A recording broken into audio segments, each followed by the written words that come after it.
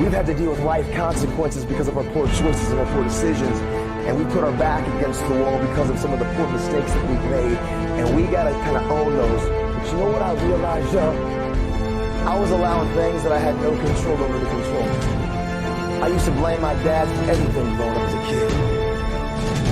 At the end of the day, I had no control over that situation. I'm not going to allow things that I have no control over to control me. I can control how I respond, and I can control what I do going forward. Take ownership. Stop making excuses. You know what our culture lacks right now?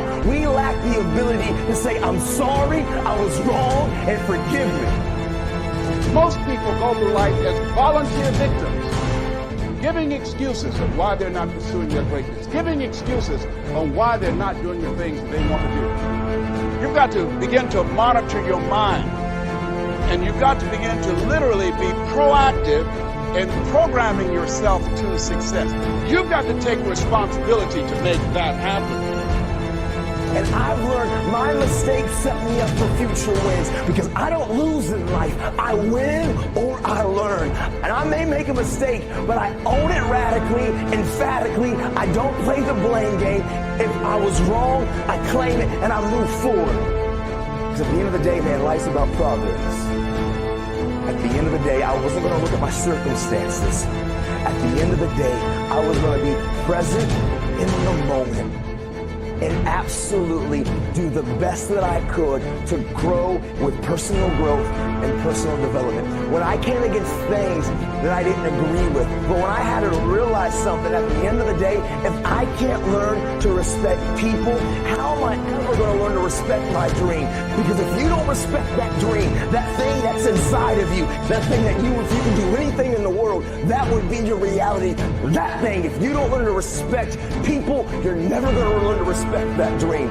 Unless you're willing to actually take the time to invest in that dream, it's never going to become real. It's called respect. The best way I learned to respect myself was respect people. That was the hardest thing I had to deal with. And these habits that's helped me be 10 years sober. That's helped me be 10 years since I've self-harmed. That's helped me 10 years overcome depression, anxiety, all these issues. I call them the 5, and they're simply this. I learned to be transparent. I learned to be accountable. I learned to work hard. I learned to make good choices, and I had to value people. Learning to be transparent, accountable, hard work, good choices, value people. Transparency literally means see-through.